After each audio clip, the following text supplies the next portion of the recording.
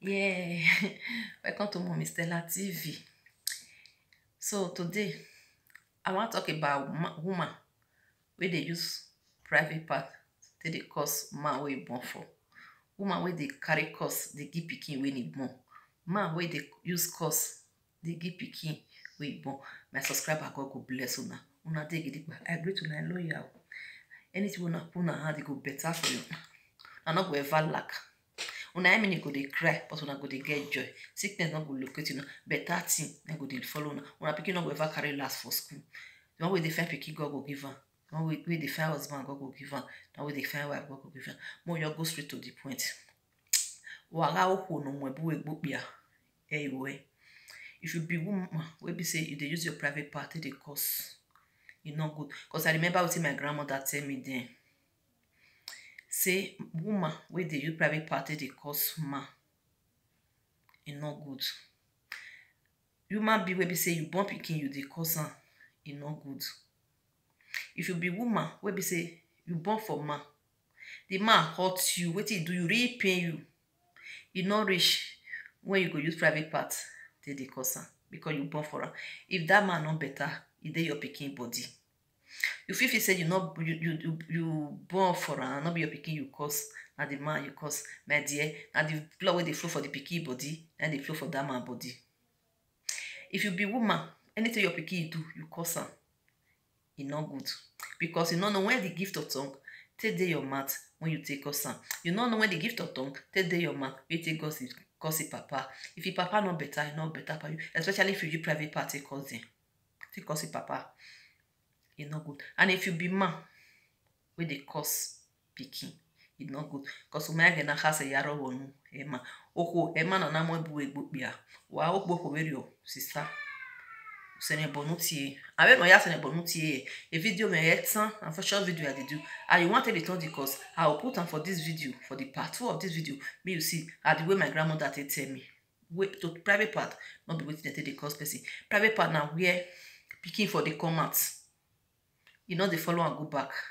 Private part now where blood for the flow every month. You not send a message go your come. Sometimes when spirit not go pay you, blood go your come. Private part now where you they see one white thing for body, if they come out. Private part now where be say it is smelt. Uwe even know we are no. Uwe kenisa gena ladiano. Ati yo wege waru. But so a quick here we say again work because uwe keno mona ladian ela yo wano. That place it good know the fear. Not be where person, where you use until they cause person. If you be that kind of woman, my dear sister, it's not good. Because if you follow that man, you go still follow your pikin. If you be say, I cause the man, I not cause the pikin, my dear, now the same blood, and the fruit for the ambe. If you be friend boy, the boy go offend you where. You not reach where you take cause with private part. Some men they do person where be say you shook am for you not go see tears. Sister, if you be that kind of person, you no go. You be say maybe he don't leave you, you cannot dey again. Now you gonna go marry born for another man. The boy don't see go marry another woman born for her. But the children where they born, you don't know where they want reach. They feel can be friends tomorrow. They feel can marry each other tomorrow. You don't know because you don't know tomorrow. This life is a very short one. Sister, if you be that kind of person, you not good. When you carry cause, they cause the man. If you be that kind of person where they cause pikin, where you born anything where that pikin do, you just cause am. You know, because you don't know when the gift of tongue dey your mouth, me take cause am. So go say, the pikin maybe I cause am, but this is the parable say, or what be to oti ebone, evana gbera, iyana mukba.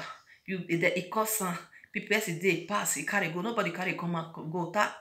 Not is it that matter? You don't know when gift of tongue dey your mouth when you take cause am. You know go more they use our tongue take the cause pikin go born. Tongue na where they eat pepper, you go put pepper for mouth, you go swallow. You go put wetin sweet for mouth, you go swallow. E bitter, e not bitter, you go swallow. Not be waiting they cause pikin.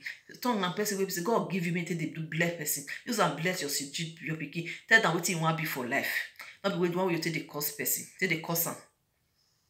e not good. If you be that papa will be say anything we pikin do, you don't cause am. Anything we pikin do, don't cause am. Stop am, because you don't know when the gift of tongue dey your mouth. O me agena kase yara onu ya ti e bone aku ara do agbe mai. You come see son now, you see son dey progress, you see son not dey progress. You say they go, you not see your mate, see how e be. Sister, think back. If you ever cause your pikin, no woman will be say never try am. You try am. If you that kind of person, I will put part two. The way you take, especially if you use your private party cause your man where you born for.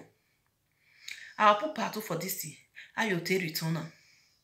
I bet this video is very important. Mona help me share am. Mona help me share am. Because most of our women with the course, we all carry they give pikin. You don't know when gift or tongue the person man. Tomorrow that pikin I thought he can't do an enemy. Me gonna let anything happen to our home. Something can't do an. Una can't they give family problem. Una can't they give which way sit down you. Una can't they give friends where be say no one, no two. My dear sister, more they know what you they tell pikin. Not be everything where person pikin you do. You just carry. If not say na cause, one can't they cause am. Why you born upon life? So subscribe to Mommy Stella TV. Share my video. May you still go far. Say tell person, share and give person wey be say you still get number for phone. Still share am. They share am for WhatsApp, they share am for Facebook, they share am for anywhere you want share am. Share am make it still go. May you go touch some people. Because we want me our be the best. They say no mass say I will not come over. And one way better part, and you want me your pikin be, and you want me your children be. Not because of what the papa do you. Can't they cause am. Some men they do person. So they just born them they just to shit. So they just can destroy your life. But if you don't born for that kind of man, not be one way you use private party they cause am. Because that blood where they flow for that man vein, if they blow for your pikin vein, I beg I did. Maybe not they do that kind of thing again. If you be that person where be say you don't cause am, I'll put part 2 for this my program.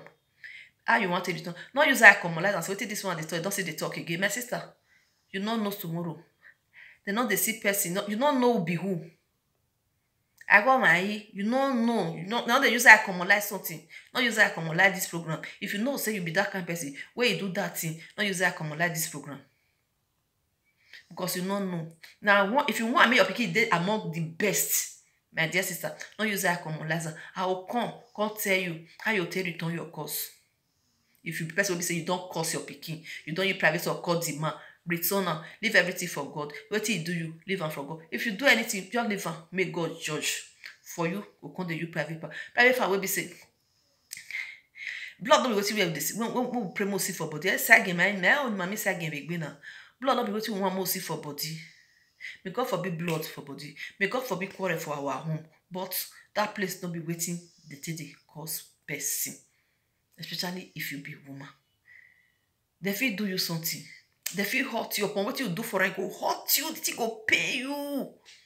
Sister, if you see most of their men today, you say, remember, if you cause and if you born for them, you go still follow your pikin. No matter how you go that church reach, no matter how you pray that prayer, if you don't use that your man take cause, you will return am. Make life for better for you, better for the pikin. In case of tomorrow, they'll say, I go here, wow. The pikin of yesterday, see the way you be, you don't be star. Now star, now we want me our pikin be. We want me our pikin see they come out for television. We want more. We don't want born thief, we don't want born robber. We don't want born the one way. I don't want to talk and pay. If you be that kind of woman, stop am. It's not good. You never see a boy go come out on my boy by way or my boy be another friendly. You know the and not just so you the way be say go come and go you private party cause your husband. You know the but if you see them today, most of them they're okay. Or it also not be part of parcels. Most of us will not come Europe. I beg. Now better thing we want me our children they join. Now better we want me what they do. Me our children they know. Not be kirikiko. This one before this one come you don't cause her. Before you do anything you don't cause her. Sister, brother, I beg I did. Me with the my words who they tell our pikin. The man and the man taladian number name. Emma. Subscribe to Mommy Stella TV. And you come and be Dario. Say, I will be this one. Just see you can not defend fans. My dear, if you like, you take them. If you like, you not take them. Now, I'm not the best. Now, we want me our pikin they join. Me our pikin. Our pikin, if you born pikin, you come from school, you carry first. You born pikin, anything you do, you don't do this thing. If you, pikin, they do. I beg, I don't know. I want to put the matter. So, we want me our pikin they among the best. We don't want to born a pikin tomorrow. Come born, I will come the regret. No. Not be that kind of with defend. We want more born there. The case of tomorrow, they go see airports. If you be person wey be say you dey curse your pikin, if you be man wey dey curse your pikin, return your call. Even though you not dey with the mama, even though the mama hurt you, I will put part 2 for you. How you take return your curse. If you be the woman wey be say you dey curse pikin, you private party dey curse mama, even though the papa not dey with you, you forget everything with you. Let bygone be bygone. A life in Europe, but you twin. When Corona comes out, everybody, because never even reach your house, your heart. So this life now, your small world, naughty day. More live in peace. I beg, if you be that kind of person, subscribe to Mommy Stella TV. Fine, if you not even feel subscribe, watch am. Not be do all that. Subscribe just to be like you give. A giver never lack. If you subscribe for person, God go see do one day. God see you will see day your own. God go see subscribe for you. As you see that way you take talk, that not go ever be sickness come for you. I beg, subscribe to Mommy Stella TV. Watch my videos. Share my video. That stands up for my subscriber. Ha! Actually, I greet. I loyal.